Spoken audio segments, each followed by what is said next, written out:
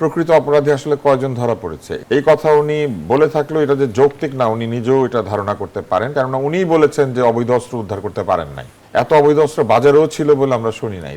যৌথ বাহিনীতে এতদিন মাঠে থাকার দরকার ছিল না। যদি শয়তান নির্মূলই হয়ে গিয়ে থাকে তাহলে আবার শয়তানরা এই নির্বাচনের দিন গন্ডগোল করবে এই কথা পররাষ্ট্র মন্ত্রণালয় বলে কেন? নির্বাচনের সময় সহিংসতা হলে, নির্বাচনের সময় গন্ডগোল হলে আগেই তারা ঘোষণা করে দিয়েছেন কে দায়ী। সরকার বলবে তোমাদেরকে আওয়ামী লীগ মেরেছে, কিন্তু ওনারা জানেন যে এক পক্ষ আরেক পক্ষকে মেরেছে। স্বরাষ্ট্র উপদেষ্টা আগের চেয়ে ভালো বলেছেন কেন এটা উনি ব্যাখ্যা করতে পারবেন, কিন্তু আমার কাছে মনে হয়েছে যে এই কথা উনি বলে থাকলেও এটা যে যৌক্তিক না উনি নিজেও এটা ধারণা করতে পারেন, কারণ উনিই বলেছেন যে অবৈধ অস্ত্র উদ্ধার করতে পারেন নাই। আগের নির্বাচনে গুলিতে তো অবৈধ অস্ত্র নিয়ে এত কথাবার্তা হয়নি, এত অবৈধ অস্ত্র বাজারেও ছিল বলে আমরা শুনি নাই। তাহলে কি করে ভালো হয়? এটা আসলে এই যুক্তি একটি যে এত অস্ত্র বাইরে রেখে এবং এটা দাবি করা যে তারা অস্ত্র ব্যবহার করতে পারবে না, তো এইটা আমার কাছে মনে হয়েছে যে নিজের কথারই তিনি বিরোধিতা করছেন। আরেকটি বিষয় সেটি হচ্ছে, যদি এত ভালোই হয়ে থাকে তাহলে এতদিন ধরে যৌথ বাহিনীকে মাঠে রাখার দরকার কি ছিল?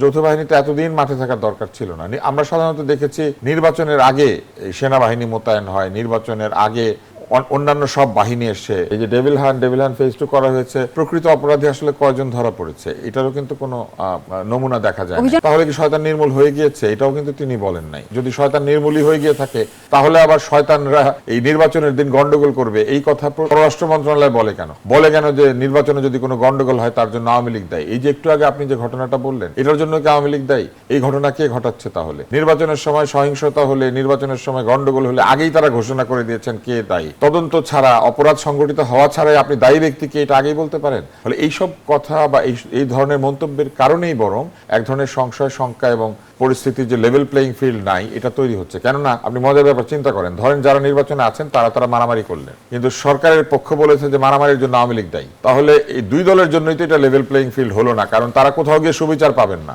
সরকার বলবে তোমাদেরকে আওয়ামী লীগ মেরেছে, কিন্তু ওনারা জানেন যে এক পক্ষ আরেক পক্ষকে মেরেছে।